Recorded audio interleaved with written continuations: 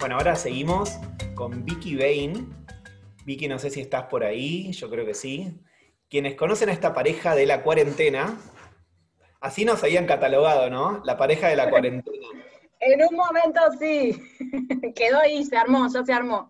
Y Ya lo que además se armó no se puede desarmar. hacíamos historias con las canciones de Andrea del Boca por la novela de la cuarentena. Muy Bueno, les cuento un fanáticos los poco dos además.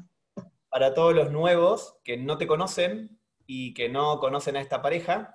Vicky Bain es psicóloga, trabajamos juntos en Casa Abanico, es la coordinadora del Departamento de Investigación de Casa Abanico, es investigadora también en USAL, es psicóloga de la UBA y es máster en neurociencias y, siempre me cuesta la segunda palabrita, Educación, educación. neurociencias, educación, y la universidad, ya está, tirame toda la data.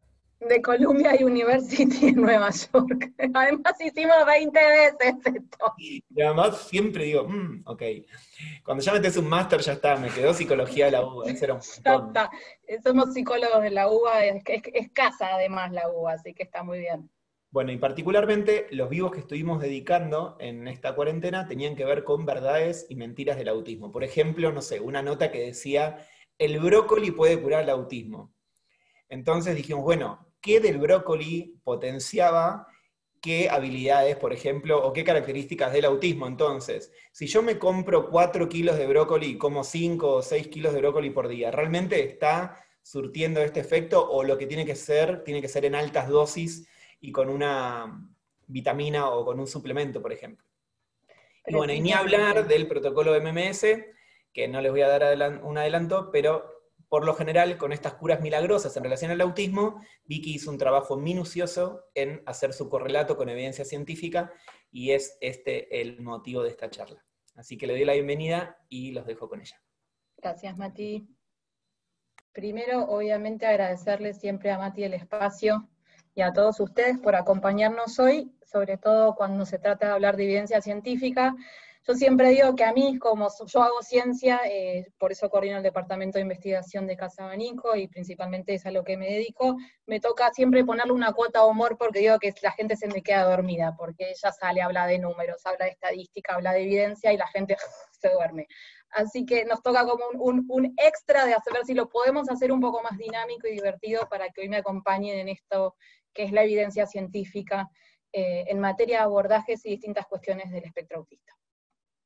Primero un poquito contarles esta idea, ¿no? Esto es una cita de Einstein que a mí me gusta mucho porque dice, yo no puedo probar que algo es cierto, y en esto somos muy falsacionistas en la ciencia hoy, pero un solo experimento o una sola prueba me puede decir que estoy equivocado y que un tratamiento no es efectivo, o que un tratamiento, por ejemplo, es tóxico, como yo les voy a contar hoy.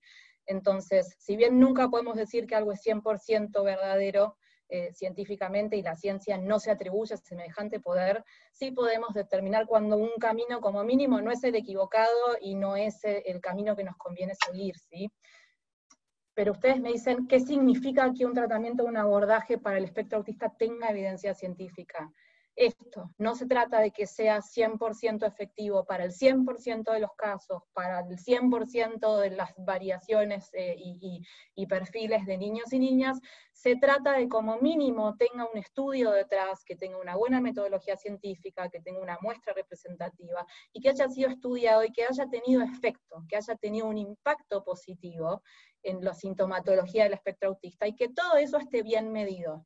Que esté bien medido, que sea metodológicamente correcto, es trabajo de los científicos y es trabajo de aquellos que divulgan ciencia y estudian estas cosas, determinar y de estudiar. No es trabajo quizás de ustedes, pero sí trabajo nuestro, poder masticar eso y digerirlo y devolverlo, como por ejemplo en seminarios de este tipo, donde yo les digo, bueno, vamos a ver algunos abordajes que ya son prácticas, que a lo que nosotros llamamos prácticas basadas en evidencia. Entonces, de los que yo les voy a hablar un poco hoy, de distintas cuestiones que se discuten, que son las más debatidas en relación al espectro autista, que son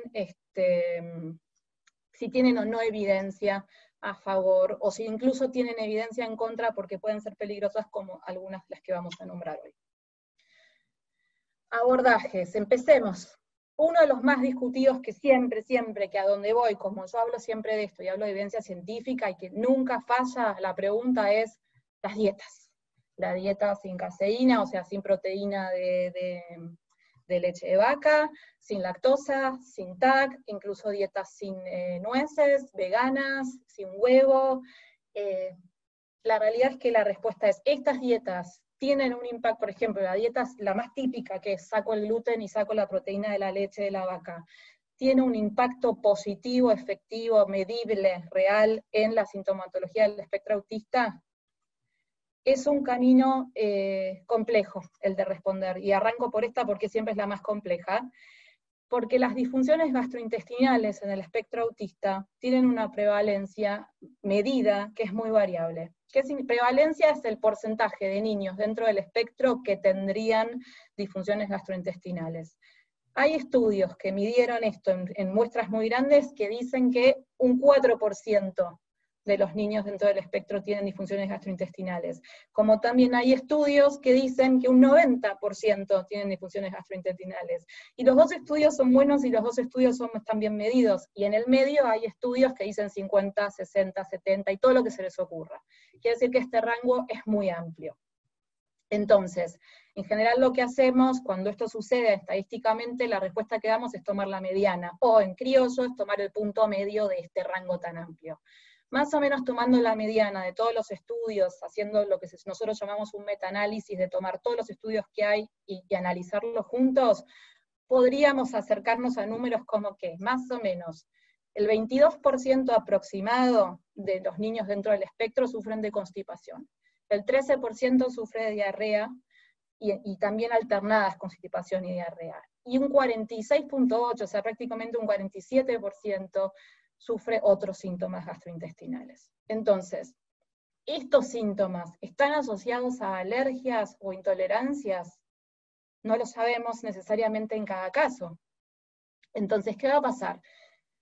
La dieta libre de gluten o libre de proteína de la leche o combinación de ambas, ¿tiene impacto positivo o no? Va a depender, porque los estudios que están hechos respecto de la efectividad de esta dieta son estudios que dan resultados, la verdad, verdaderamente inconsistentes. O sea, que algunos dan un impacto positivo significativo y otros dan ningún impacto. ¿Por qué? Porque en general lo que pasa es que no se termina de controlar o de probar la presencia o no de intolerancias a estos alimentos antes de hacer el estudio. Entonces, si yo mido en 1000 niños dentro del espectro autista el impacto de una dieta en la sintomatología del autismo, pero no mido si estos niños, por ejemplo, tienen intolerancias al gluten o a la proteína de la leche o algún otro alimento, no sé si, por ejemplo, el impacto positivo de haberlo tiene que ver con que había una intolerancia entonces al gluten, y si saco el gluten claramente la vida va a mejorar, al estar mejor del estómago y no tener dolores asociados van a disminuir los síntomas, o si simplemente tiene que ver con algo que nada tiene que ver con el proceso gastrointestinal de ese niño. Entonces, como la metodología es un poco pobre, en la mayoría de los estudios que se hace de este tema, que si bien hay estudios en proceso con mejor metodología, o sea que hay que ser pacientes, hoy es inconcluso. La realidad es que esto es caso por caso, depende de cada niño, y siempre hay que hacer un estudio de la posibilidad de alergias asociadas o intolerancias asociadas en cada caso de haber síntomas gastrointestinales. Un poco lo que nos dice la ciencia hoy es eso. Entonces, ¿las dietas son efectivas? Depende. Depende de si ese niño tiene o no síntomas gastrointestinales asociados, y si esos síntomas tienen que ver con cuestiones de intolerancias o alergias. En ese caso, obviamente una dieta va a impactar positivamente, no solo en la vida del niño a nivel gastrointestinal, sino también seguramente la sintomatología por las mejoras en los efectos de esas disfunciones a nivel gastrointestinal, ¿sí? Bien. El otro que puse segundo, porque últimamente es como lo que se llamaba trending topic, prácticamente, que se volvió esta solución médica milagrosa, o MMS, o método Kalker, o dióxido de cloro, o el clorito de sodio, el 28%, y todo lo que quieran. Ustedes me preguntan, ¿esto tiene evidencia científica de ser efectivo en su tratamiento del espectro autista? Y en esto es mucho más clara la respuesta y es unánime, y en esto desde la ciencia y la evidencia no hay discusión realmente. No tiene ningún tipo de evidencia científica. No solo eso, la solución médica milagrosa es altamente tóxica. Cuando digo tóxica, digo que inclusive hace poco se murió un nene de 9 años porque le dieron esta solución. Y se murieron adultos también en distintos países por usar esta solución. La solución médica milagrosa es clorito de sodio al 28%, que cuando uno lo compra dice que hay que activarlo con un agente ácido. Cuando uno hace lo propio, por ejemplo vinagre, y lo activa con ese agente ácido, se vuelve dióxido de cloro. El dióxido de cloro es lo que nosotros llamamos un blanqueador desinfectante, que es muy parecido a la lavandina. Se utiliza como se utilizaría la lavandina. Es tóxico. El ente regulador de medicamentos de Estados Unidos prohíbe su uso y intenta por todos los medios de que no se consuma, justamente por la cantidad de casos de deshidratación severa, trastornos gastrointestinales severos, incluso se han muerto niños, se ha muerto gente por consumir esta sustancia. Entonces, en esto no hay discusión, y la evidencia acerca de su toxicidad es muy contundente, encima de todo lo contrario. La ANMAT, acá en la Argentina, también prohibió su consumo en el último mes, justamente últimos 2 meses, por el aumento de su popularidad, por lo que salieron registros pidiendo por favor del Ministerio de Salud que no compren ni consuman esta solución, además de que no tiene ningún tipo de impacto sobre la sintomatología del espectro. Así que en esto somos unánimes. La resina de pino trementina. La resina de pino es un tratamiento que viene acompañado en general de la idea de la afirmación de que el autismo no es una condición mental, sino que es una parasitosis y es 100% curable. Esto yo lo puse entre comillas, pues yo lo copié directamente de una página que vende resina de pino, no la voy a nombrar, pero vende resina de pino para el tratamiento del espectro. Nada, el espectro autista no es una parasitosis, y además la resina de pino también es tóxica. Entonces, lejísimos esto de tener ningún tipo de evidencia.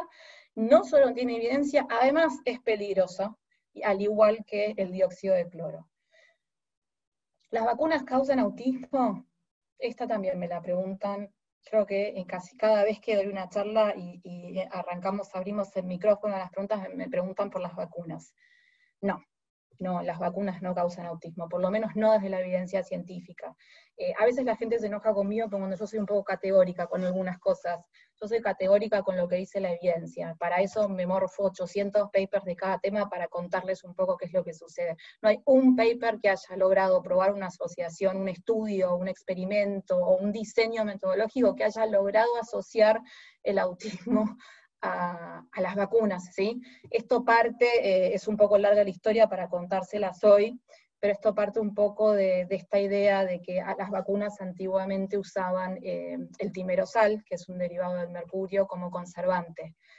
Y mucha gente entonces me pregunta, pero ¿y el timerosal? Y más específicamente, ¿y la triple viral? Está bien, las vacunas en general no, pero la triple viral, también conocida en Estados Unidos como MMR, que es MMR porque es measles, mumps, rubella, que es papera, sarampión y rubiola, que acá se conoce como triple viral, tampoco. Inclusive lo que sucedió es que en muchos países el uso del timerosal como conservante en las vacunas, en muchos países, sobre todo europeos, se prohibió hace mucho tiempo, y en Estados Unidos y otros países se seguía utilizando. Entonces empezó el debate de por qué si lo prohíbe Europa, en Estados Unidos se sigue administrando, si eso es tóxico. Y si es tóxico, por eso lo prohíben en Europa, ¿no podría estar causando el ascenso de los casos de autismo? Bien. Se estudió todo eso, desde el CDC, que es el Centro de Control de Enfermedades e Infecciones de Estados Unidos, se estudiaron muestras inmensas de cientos de miles y de millones de niños, y no se encontró ninguna asociación, inclusive entre el timerosal, al ser mercurio, que se sabe que es tóxico, y el autismo.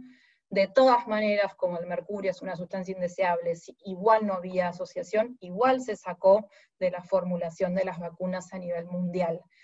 Esto igual ya mandó un mensaje muy ambiguo para las familias y los padres, porque es como que, está bien, no causa autismo, pero es tóxico y lo estáis prohibiendo, pero no, es como muy sospechoso. Se inició todo un movimiento que ya había agarrado mucha atracción y ya fue muy difícil de revertir, y esta idea de que el autismo está asociado al uso de las vacunas sigue teniendo mucha atracción. También un poco contarles de dónde sale esta idea y por qué sigue con tanta atracción y por qué todavía tiene tanto empuje y tanta relevancia, tiene que ver un poco con el estudio original de Andrew Wakefield en Inglaterra, donde él hace supuestamente una asociación en una muestra de niños dentro del espectro autista, que en su momento era diagnosticado como TGD o trastorno generalizado del desarrollo, con problemas gastrointestinales que al ser administrados la vacuna triple viral o MMR, empiezan a mostrar una sintomatología autista del tipo regresivo, ¿no? Que en teoría tenían un desarrollo típico y después hacían una regresión a síntomas autistas. La realidad es que este estudio, ya, de nuevo, generó un impacto, es de 1998 el estudio, o sea que imagínense, ya se pasaron 22 años.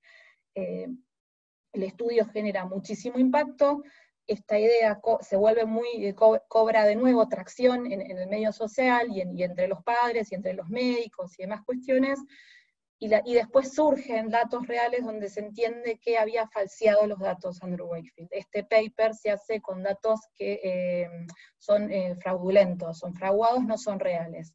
De hecho, por eso Andrew Wakefield no solo pierde su trabajo, digamos, su puesto como científico más, tiene que retractar el paper y el estudio porque los datos no eran tales, pero la idea ya estaba sembrada. Entonces también eso, junto a la cuestión del timerosalto, eso acompaña a la asociación de esta idea de asociar el autismo a las vacunas. Yo les cuento un poco la historia para que entendamos por qué, a pesar de que, si bien la ciencia es muy unánime en esto, con buena metodología, en no encontrar asociación, igual se sigue discutiendo esto, tiene que ver con estas cuestiones. Hay un libro que yo les pongo ahí la carátula, para después estas charlas quedan subidas, al que le interesa puede copiar los datos, se consigue online, se consigue en formato PDF y demás, que explica mucho mejor que yo lo que yo acabo de contar y en forma más detallada respecto a las falsas profecías en relación al autismo y las vacunas.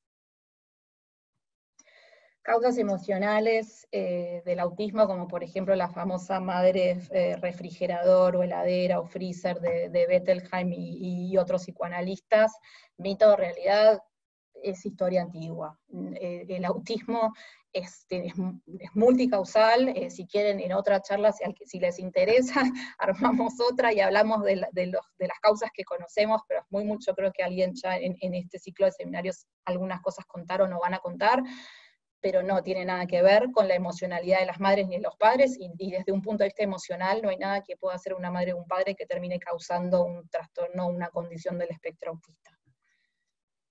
La musicoterapia como práctica. La musicoterapia tiene un efecto positivo en la sintomatología del espectro autista.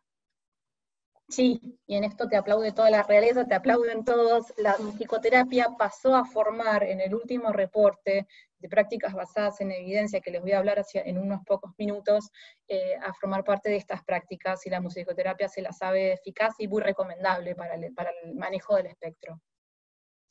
La integración sensorial, lo mismo. Al tiempo que la musicoterapia entra a formar parte de este grupo de prácticas basadas con evidencia a favor de su efecto positivo, la integración sensorial también.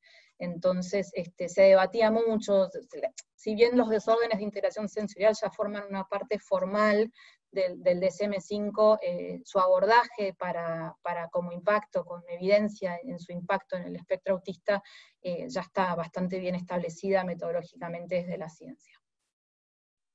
La equinoterapia y la terapia asistida por canes o perros. Bueno, ánimo, falta poco. Es una psicoterapia, son terapias, no psicoterapias, perdón, que justamente están ligadas, lo que dicen los últimos papers que estudian esto, es que están muy ligadas al aspecto motivacional del tratamiento, donde los niños, cuando trabajan con los caballos o con los perros, se motivan mucho más en su trabajo, entonces hace que cualquier tipo de intervención que se sepa eficaz sea mucho más efectiva, por el nivel de motivación que expresa el niño en comparación cuando no trabaja con los animales. Entonces, como la motivación es la gasolina del cerebro, tanto la equinoterapia como la terapia asistida por animales está llegando de a poco a estar en proceso de ser una práctica basada en evidencia. ¿Qué significa esto? Que todavía no hay cantidad de papers, y con papers me refiero a estudios experimentales de buena metodología suficientes, pero falta poco. Yo creo que para el próximo reporte de prácticas basadas en evidencia, que salgan 2 o 3 estudios más, estas prácticas se van a establecer como prácticas efectivas en el abordaje del espectro. El cannabis, esta también es una pregunta que ya hace varios años que se repite mucho. El cannabis hay que tener paciencia y mantener la calma. Los estudios son muy incipientes, son estudios que son largos, por eso están demorando unos cuantos años desde que se empezó a hablar del uso del cannabis en el tratamiento del espectro, hasta que salgan los resultados más concretos y realmente metodológicamente fehacientes y correctos, pero el cannabis es algo que está en proceso. Yo les dejo para cuando se suba la charla un paper que es un review de todos los papers de los estudios que se están haciendo sobre el uso del cannabis hoy en autismo, para que lo revisen. Les copié el abstract de acá para que el que quiere leerlo solo de acá cuando subamos la charla, o el que quiere después se baja el paper directamente de internet, tiene acceso gratuito, es de acceso abierto, así que ahí está. Pero bueno, ahí les cuento un poco la cantidad de estudios que hay, en qué estado estamos. Hasta ahora hay 3 estudios grandes que se están llevando a cabo, falta un poco ver los resultados, y tenemos que ver también un poco qué nivel de consistencia tienen, así que paciencia con eso. La quelación, por último, y me voy a apurar porque ya voy 20 minutos, es esto de que se trata de usar agentes donde se ligan los tóxicos como el mercurio o el plomo en sangre a ciertos químicos que uno ingiere y se eliminan por orina, y se pensó que a veces hay niños dentro del espectro que tienen un porcentaje alto de plomo en sangre o de otros tóxicos y metales, y entonces se usa la quelación, que es tomar una medicación para que se liga a esos metales y se eliminan por orina. La quelación no tiene evidencia científica de ser efectiva y de tener ningún impacto positivo en los estudios que hay. Solo uno de los estudios que se reportaron de quelación, de los 10 más o menos importantes que hay, es de metodología correcta, y ese estudio arroja resultados negativos donde no hay ningún tipo de resultado o impacto positivo por el uso de la quelación, y además puede ser peligrosa y puede ser tóxica, altamente tóxica también. Entonces, muy desaconsejable y muy peligrosa. Entonces, la verdad es que recuerden siempre, a la hora de trabajar en autismo, trabajar con prácticas basadas en evidencia. Si quieren ver el último reporte de prácticas basadas en evidencia, yo ahí les dejo el link, les dejo el nombre, para que después, si quieren, es gratuito, buscan el reporte por internet, en ese link que yo les dejo ahí abajo para que lo copien, y bajan el reporte y les cuentan cuáles son todas las prácticas hoy que en el mundo del espectro autista tienen evidencia científica de efectividad y son seguras para su aplicación. Y mucho más que eso, les dejo también para cuando lo quieran leer tranquilos, algunos red flags o alertas que a mí me gusta siempre contar respecto de tratamientos que en general son pseudociencias o directamente anticiencia y no recomendamos, y siguen ciertos patrones de publicación y de argumentación y de cuestiones para que tengan cuidado a la hora de elegir abordajes o recomendar abordajes. Y por último, nada, como siempre, que la ciencia los acompañe, que los apoye en todos sus emprendimientos en respecto al espectro y a cualquier otro tratamiento que quieran aplicar. Muchas gracias. Y creo que voy 22 minutos, me pasé por 2. Te pasaste, pero tiraste más data que en los vivos. Había que decir muchas cosas. Muy bien. Y la gente re contenta, como, sobre todo como marcando la preocupación y la angustia de cómo muchas veces se comercializa con la esperanza de las familias, porque incluso muchas veces, si bien hay tratamientos que se plantean como gratuitos o que solamente te tenés que bajar como los pasos a seguir y qué sé yo, no hay como eso, no hay un marco regulatorio, ya está comprobado, digamos que ha ocasionado muertes. Así que me parece que está bueno tener como este criterio, ¿no? Que hoy en día, en esta sociedad puntual y en este paradigma, es lo que nos reina, y es poder evidenciar o poder estudiar cuáles son los efectos a corto, mediano y largo plazo de cada uno de los tratamientos. Así que... Totalmente. Genia, Vicky. Y la responsabilidad ante todo. Por eso yo siempre digo que la ciencia nos acompañe y que nos acompañen las prácticas con evidencia, porque la evidencia no solo habla de lo que funciona, también habla de lo que es peligroso. Muchos de los estudios que se trataron de hacer de estos tratamientos fueron cortados directamente antes de terminar porque eran tóxicos. Ni siquiera se pudieron terminar por la toxicidad y la peligrosidad. Entonces, un poco esa responsabilidad.